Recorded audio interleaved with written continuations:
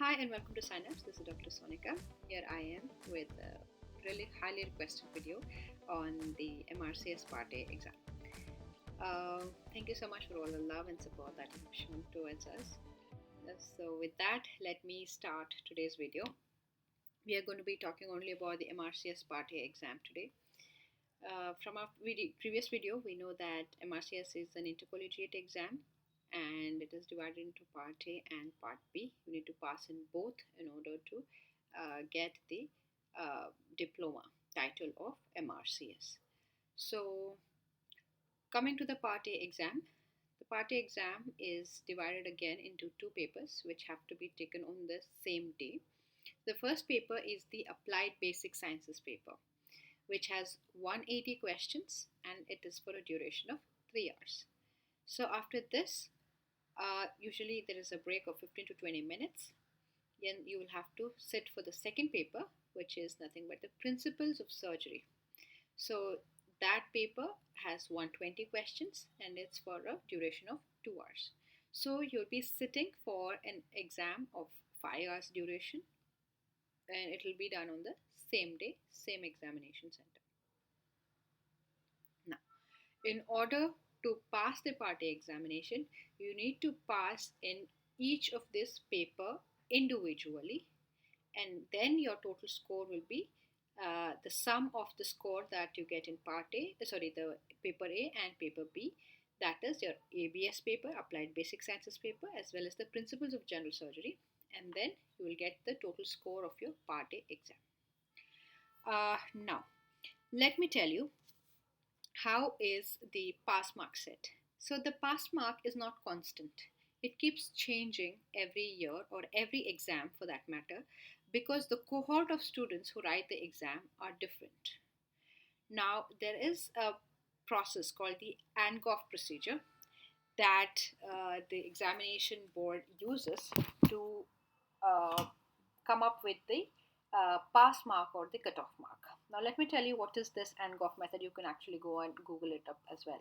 So what really happens is there are judges, okay, who judges as in people who are basically practicing surgeons and also certain trainers and trainee. So there are people who review each of this question, okay, as if they were a mediocre student, okay, or a student with minimum competency, and then they will try to assess the question as in whether it is a simple question or question with average toughness, or is it a really difficult question. So now based on this, they're going to grade each and every question, and then they are going to come up with the difficulty level, assess the difficulty level of the paper, and hence they are going to fix on the pass mark of the paper. So hence when you see each time the examination each time the examination happens, you have different pass marks, so it's not the same. So it might be around the same area, same margin, but the marks will be different every time or each time.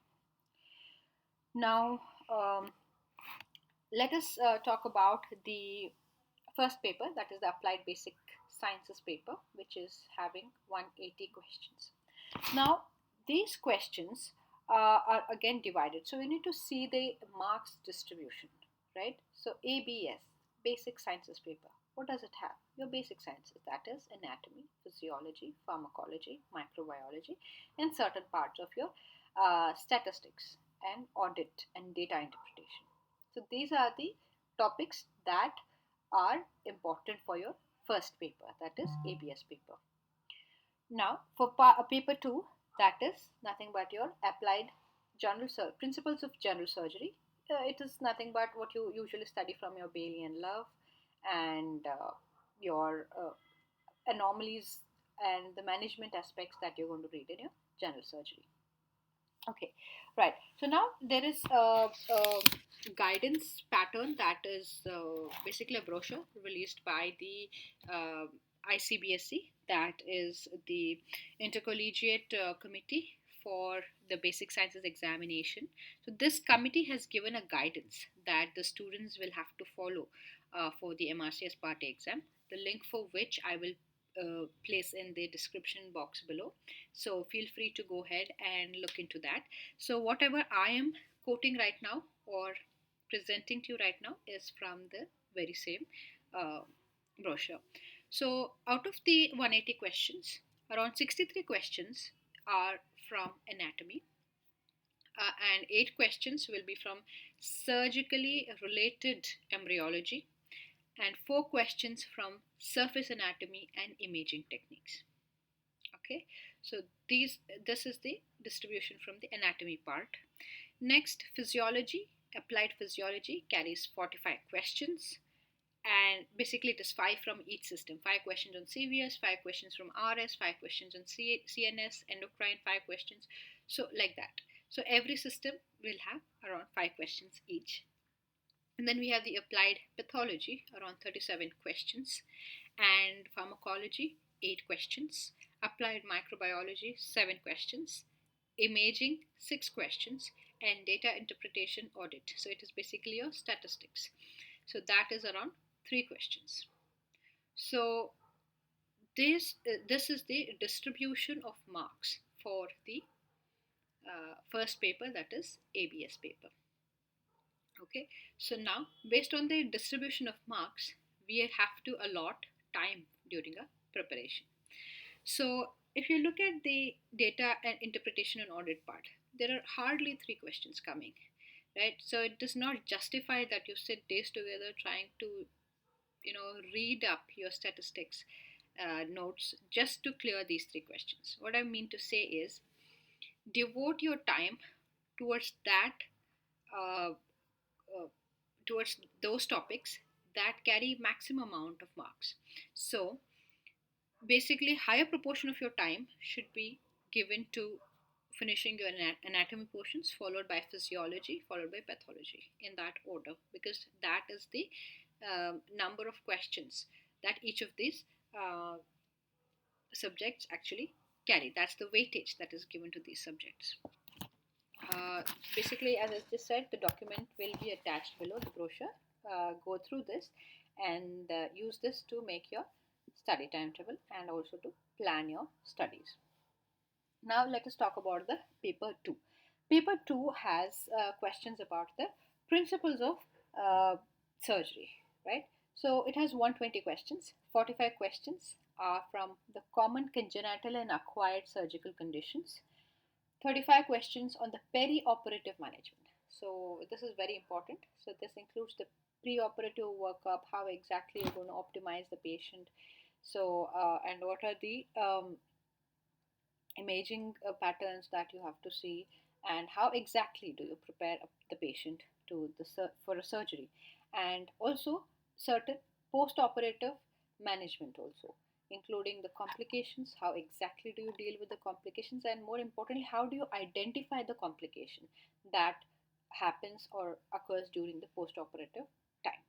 So perioperative management is a very important aspect. Somehow, I think Indian students do well in the common congenital and acquired surgical conditions because it is theory oriented, kind of.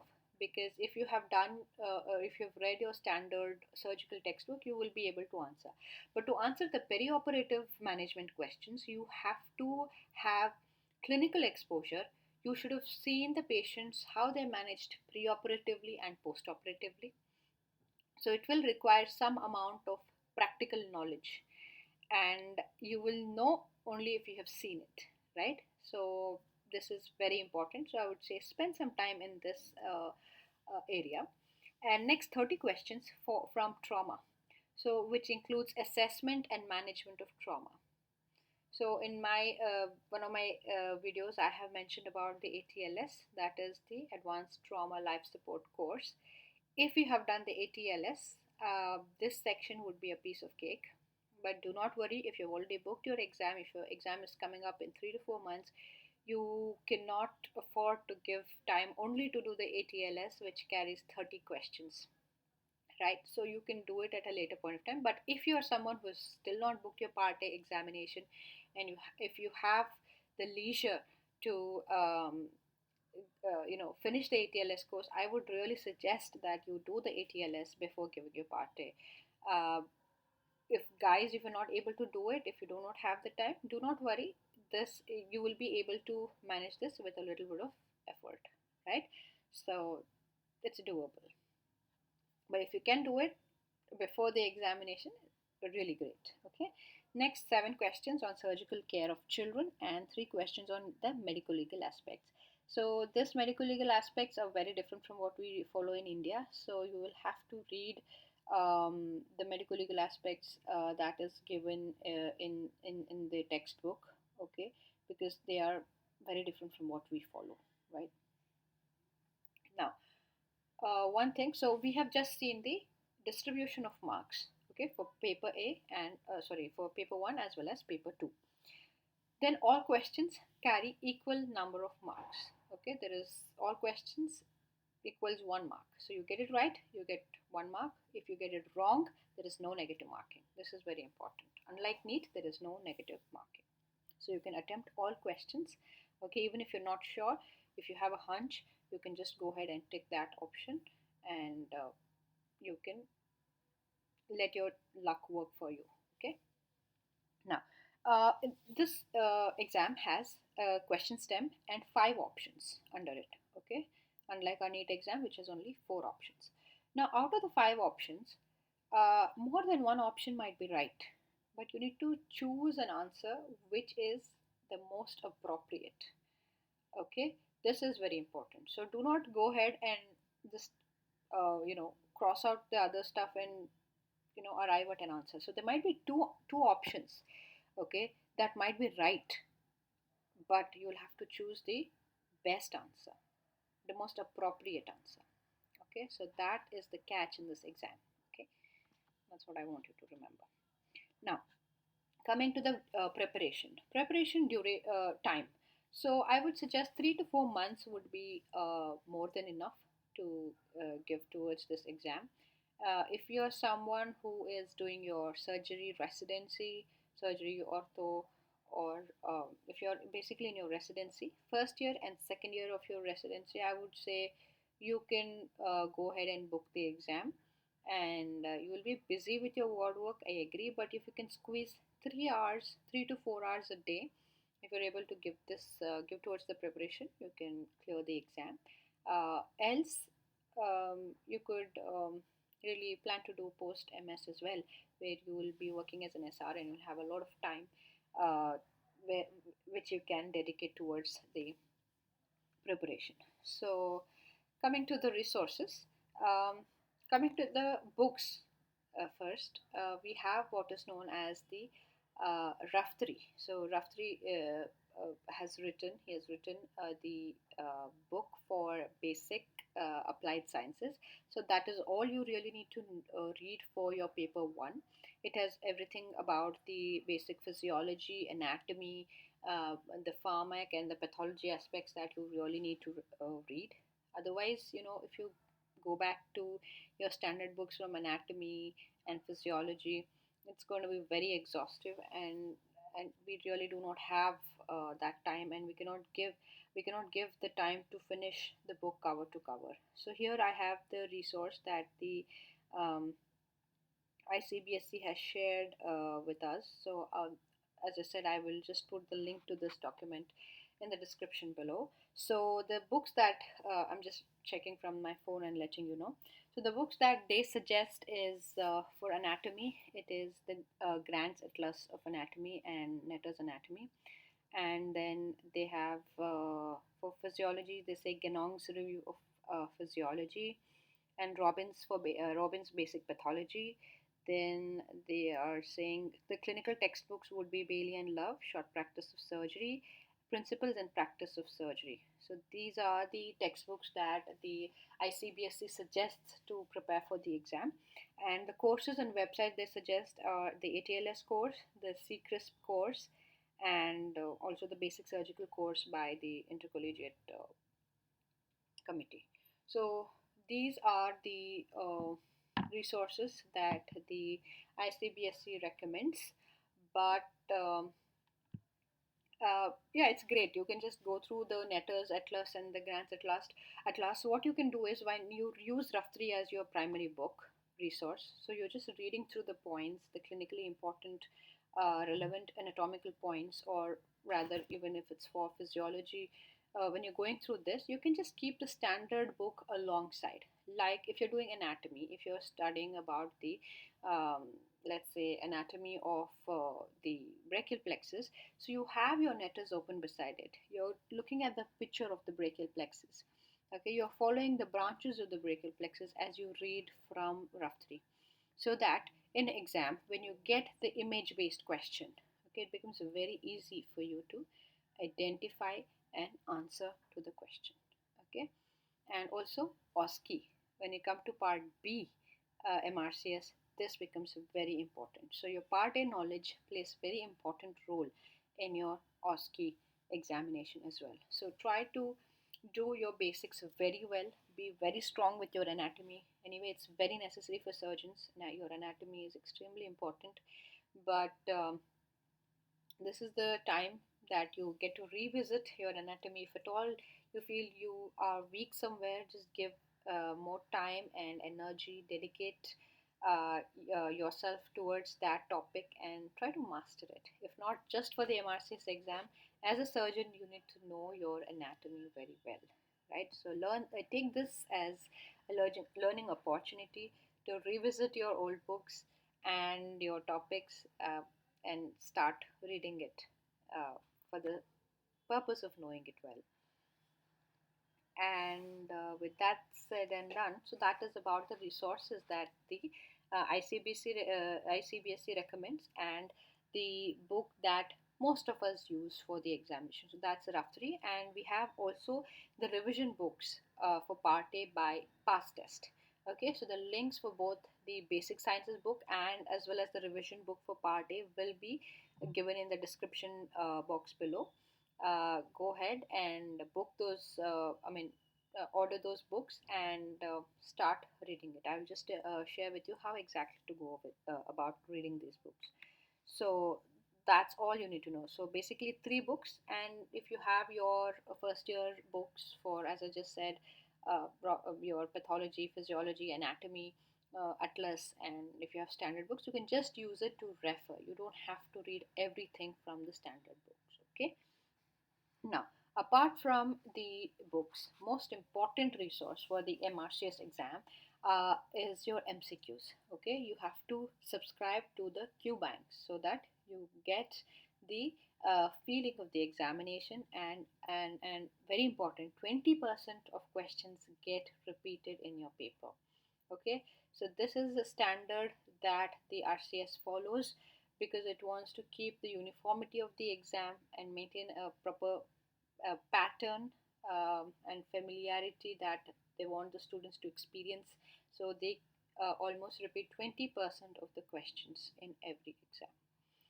So it becomes all the more important for you to go through the qbanks. Okay, the qbanks that I suggest and mostly everybody uses are basically the EMRCS qbank. So you just go online, type EMRCS, and subscribe to the qbank. You can take 3 months plan, 6 months plan, or 12 months plan, depending upon when exactly you're giving the exam.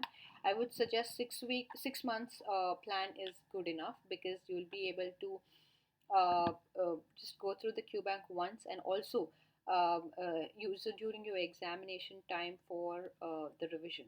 Okay, so that's that. And there are a lot of qbanks actually. There's a qbank by the past test also, and Mortimer Green. So there's an app called Mortimer Green. So there are a number of resources out there on the internet and also in the market for the MRCS exam, but I would suggest EMRCS is good enough. You don't have to go on searching for any other resource. And also there is something called course by Rita Harvey as well. That's also, it's actually pretty popular among the MRCS candidates. Again, he takes classes online and he has his qbanks. So if you are a person who wants somebody to teach you, or rather if you learn better if you hear somebody teach, um, your concepts or help you revise your anatomy better, then I think you should go with the Rita Harvey courses. Check out their website as well. And similarly, there's Turkey, Salah. So there are a lot of uh, sources, resources for the examination. But I would suggest, if you're a self-study kind of a person, just read the books, three books that I mentioned for theory. Go through your EMRCS QBank. That should be more than enough to crack the exam, right? If you feel you need to be a part of the group, be part of the an organization who teaches you how to really go through your resources and mark and make you read and uh, take mock examinations, then I think you should go with some of these organizations who do that, like Rida Habi or Turkey or Sala. So if you go online and search, you would get any of these easily. So that's what you can do. Now, how to use this QBank and the resources, right? So mostly everybody who gives the Part A exam uses the retrospective study method. That is, they start with the MCQs and they do the MCQs and then go check the answers for the MCQs, whatever they get right or wrong. They go through all of the solutions, okay, all the options, and then they prepare accordingly. Okay, rather than reading the books and then solving questions, it's advisable while you prepare for MRCS that you do your question banks first and then retrospectively go back to the theory and read up the relevant aspects of theory.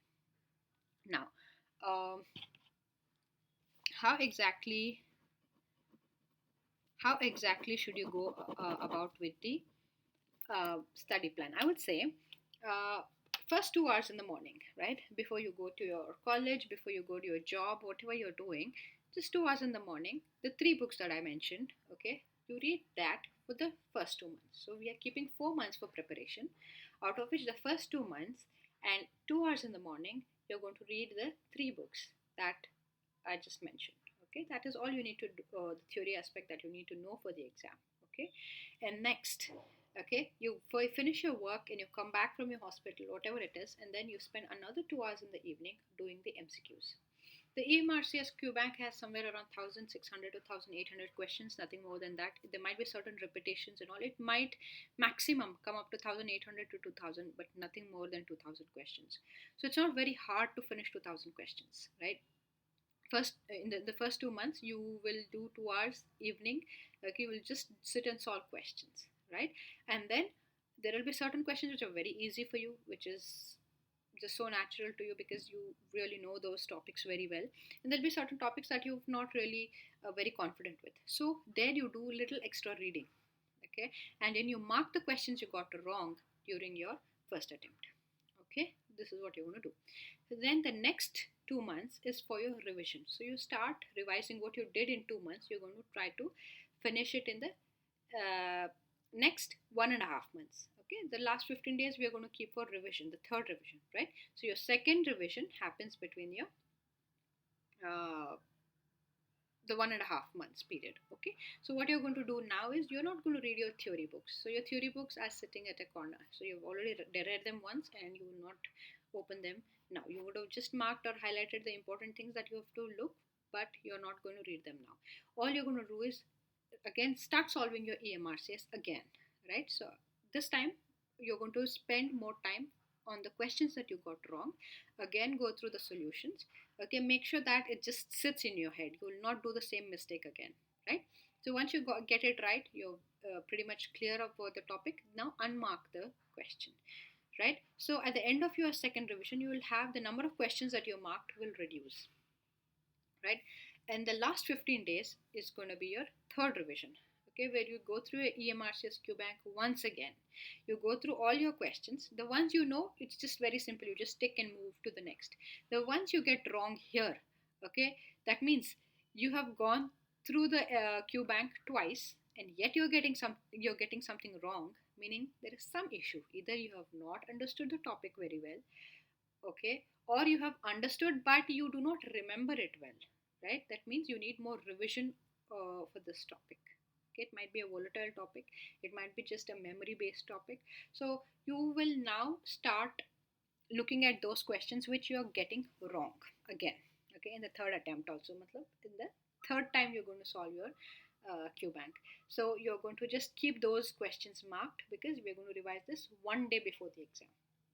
Okay, now at the, let's say at the end of 4 months of a preparation, so you've gone through your EMRCS thrice, okay, and you have finished your books, reading the whole the three books once, at least once, and you have just highlighted or marked the important things while you when you did your first study.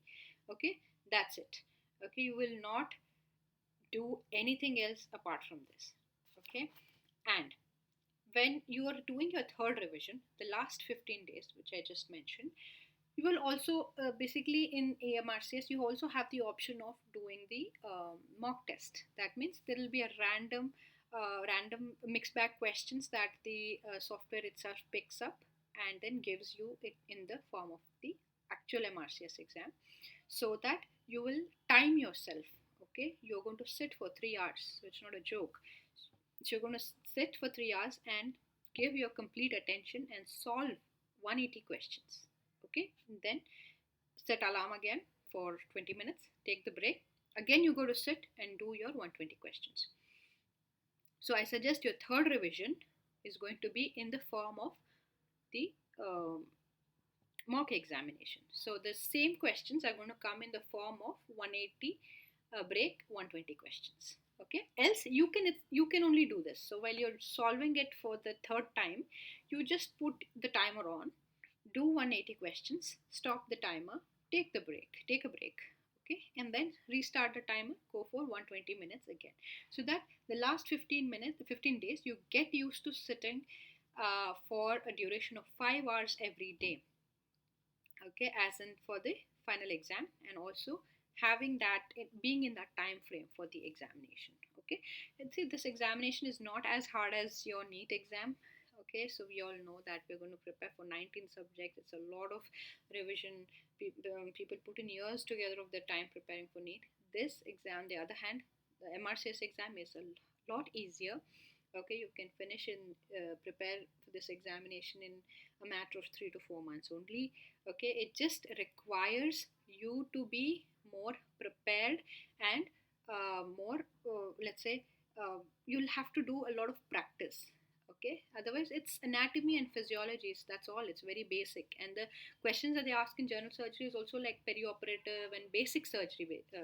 Essentially this is what you've studied in your final year also in your MBBS, right? You would have studied the same thing.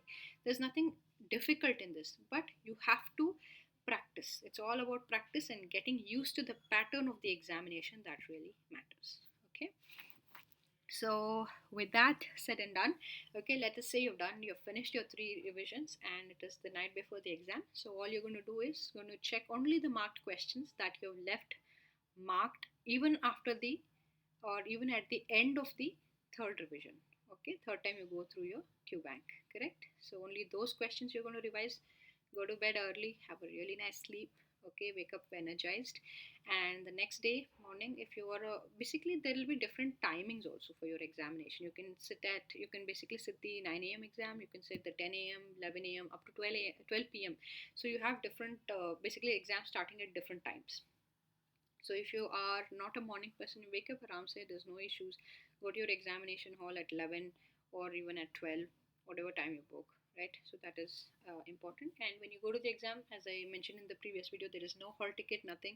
All you do is just carry your ID card, you carry your passport, or I would suggest also carry your Aadhaar card, basically your ID, more preferably your passport, nothing else. They do not ask for any other documents as such. And that's it. Stay calm and you will remember everything you've read. It's a relatively easy exam, it's not hard at all. And that's it. And at the end of 3 to 4 weeks you will have your results. And actually nowadays the recently the RCS has started to give results pretty early. Within 2 weeks I think you get your part A results. And in the part A results you will have a clear, detailed analysis of your report card. Basically, it is going to tell you how many questions from anatomy were there, how many you got right, how many, what was the cutoff in rather more than cutoff, I want to say, what is the average marks, okay, that the students have scored. So you will get to know how well or how uh, like below the average have you scored in that particular subject. Okay, so if for some reason you did not clear in your first attempt, then you will use this feedback, your report card, and you're going to go through this and see what are all the areas where you have done below average compared to the students who have taken the exam, and then you will work on those areas and then try to do it well in your next exam. So that's it. That's about the part A exam. And one more important resource I would want to say is Fauzia sheets. Basically, they are the questions which have the maximum chances of being repeated. Okay, highest probability of being repeated. It will have around, I think, 120, 150 questions, not more than that. Basically, those are the questions that the trainers think get repeated. And they just keep circulating this on the internet. You can just use this to revise. I think I would say in the last 15 days, just go through the Fauzia sheets. So basically, they're nothing different from your EMRCS, but it is, those are the questions that the teachers think might get repeated, right? So that's it. It's just, there's no harm in going through some extra questions that have high chance of being repeated. So um, that's one thing you can do. So all of these are available online, so you can just check it. Now with Telegram available, I think you can get these resources very easily. And yeah, that's it. I hope you guys do well in your part A exam. And if you have any questions, do let me know in the comment section below. And if you want me to make a video regarding the part B examination and how to go about the OSCE, what are all the courses you need to take, then do let me know. I will come up with another video for the part B exam. Okay, so I guess this video was useful, and yes, do let me know in the comment section. Thank you.